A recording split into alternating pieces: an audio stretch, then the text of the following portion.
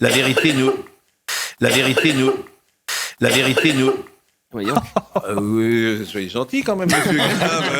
Attendez, Ne nous crachez pas dessus. Non, je veux dire. J'ai mis la main, là. Je vous en... La vérité vous rendra libre. Oui.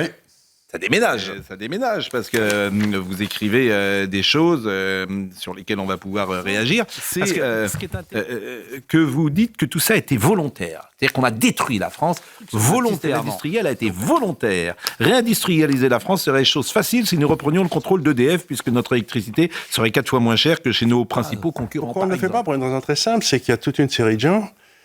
Il y a 2 catégories de gens aujourd'hui dans le monde. Il y a ceux qui sont les super-héros, tout en haut là, et puis il y a nous, les crétins en bas. Si vous voulez gouverner les crétins, en partir du truc en haut, il faut que vous les atomisiez. Allons à un étage plus haut, à ce moment-là, si vous voulez, c'est que la protection d'un pays, c'est fait par l'État. Une nation, de cette nation naît un État, et cet État est chargé de protéger les gens. Si vous prenez le contrôle de cet État, il n'y a plus personne pour protéger les gens. Je pense qu'on va passer une bonne demi-heure ensemble. Ça va être... J'espère bien. Je pense qu'on va passer un bon moment. Mais dans la réalité, vous avez 3 niveaux dans la décision politique. Hein. Vous avez le peuple en dessous qui essaye de faire ce qu'il peut. Vous avez la classe administrative qui fait marcher l'État, qui est très compliqué et qui est remplie de gens sans caractère. Et en haut, vous avez la classe politique dont le rôle est d'être foudroyé. Quand quelque chose de politique n'est pas capable d'être foudroyé, quand il y a un vrai problème, et s'il ne dit pas ce qu'il faut faire plutôt que ce qu'il pense que le peuple veut, il ne sert à rien. Parce que nous avons une classe politique qui a été conquise par la classe administrative. Nous n'avons plus de classe politique. Giscard, ça commence avec Giscard. La captation de la classe politique par la classe administrative, ça commence avec Giscard. Mais ça n'a fait que s'aggraver. On a que des fonctionnaires. Et les fonctionnaires, par définition... Nicolas Sarkozy, je ne considère pas que Nicolas Sarkozy soit vraiment un fonctionnaire. Oui, mais tout son cabinet l'était. Le souverain, aujourd'hui, c'est plus Macron. Dans la Constitution française, c'est le peuple français.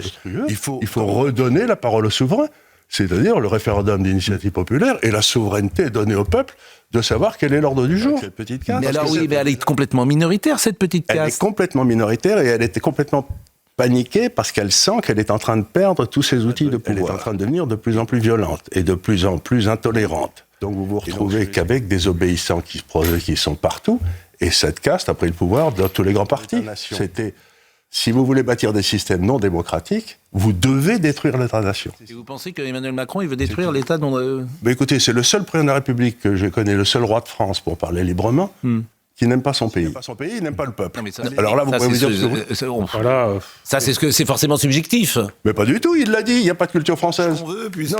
si vous savez ce que pense Emmanuel Macron, franchement, vous êtes Il fort. pense sur rien, vous tracassez pas, c'est pas grave. Ah bon Oui, mais pourquoi vous dites ça? Tout le monde dit qu'il est extrêmement intelligent. Il connaît rien. Il connaît pas l'histoire, il connaît pas la France, il connaît pas le peuple, il sait pas parler aux gens. Dès que vous voyez, vous tournez la télévision. Il a été élu et réélu. Donc, en fait, moi j'entends tout ce que vous dites, je me fais d'ailleurs l'avocat du diable en faisant ça. Mais c'est les gens qui décident. Qu'est-ce que vous voulez que je laisse de votre argumentation? Les gens ont décidé que c'était Emmanuel Macron. Prenons donc, c'est aux gens qu'il faut s'en prendre. Il y a à peu près 10% des Français qui ne sont pas inscrits pour être élus. Non, arrêtons là-dessus. Arrêtons. Je prends jamais ça. Il y a à peu près 20 à 25% des gens. Non, mais Charles Gave, allez-y, vous présentez-vous. Allez-y, vous présentez-vous. Je ne vais pas me présenter à 80 balais, non, mais ça va pas. Oui, ça, je ne vais jamais sur le terrain, là. Non, mais il y a des limites à cette analyse, parce qu'évidemment, ce n'est pas parfait comme démocratie. Mais cette petite musique qui est portée d'ailleurs pas seulement par vous, que le président élu n'est pas légitime, on l'a entendu très délétère, et ça peut être extrêmement dangereux. Extrêmement dangereux. Mais qu'est-ce qui est plus dangereux, de garder ça, ce genre de personnes, ou l'État dans lequel il nous amène la France? Mais si ça continue, la France va disparaître. Non, le suffrage universel n'a pas parlé. Ça fait des systèmes. Ce qu'a dit, par exemple, quand De Gaulle a perdu ce référendum, il est parti. Mitterrand a perdu sa légitimité en 1985, dans l'essence de la République française. On parle pas Mitterrand, là on vous parle de Macron, il a pas perdu, il a gagné. Il a gagné, il s'est représenté, il a gagné. L'élu d'une minorité. C'est fâcheux pour la démocratie. Une minorité qui est plus importante que les autres minorités qui ont obtenu les autres candidats. L'essence habituelle, vous avez 2 notions, la légalité et la légitimité. Il est légal, il n'est pas légitime. Toujours avec Foucault, d'ailleurs, il y a une sorte d'obsession. Pourquoi vous dites qu'il n'est pas intelligent? Ça n'a pas de sens, en fait. Ça n'a pas de sens de dire ça. Pour reprendre, c'est qu'il n'a aucune conscience de la réalité. Il vit dans un rêve. Ça, c'est encore autre chose. L'intelligence, quand on est un homme politique, c'est de comprendre la réalité et d'agir en fonction de ça. Ça, c'est différent. Ne restez pas à ce niveau-là. Dire, écoutez, il aime pas les Français, c'est déjà un truc bizarre. Il n'est pas légitime, il n'est pas vraiment élu, il n'est pas intelligent. Franchement, on n'est pas des défenseurs de... On peut pas dire ça. Mais en fait, j'ai pas envie de défendre forcément Emmanuel Macron, mais quand je vois ceux qui l'attaquent, j'ai envie de le défendre. Toute la constitution de la 5e était faite sur la légitimité. Et ben, je prétends que cet homme est légal, et pas légitime, et donc il n'est pas conforme à la Constitution. C'est tout ce que je dis. Monsieur Gave, merci.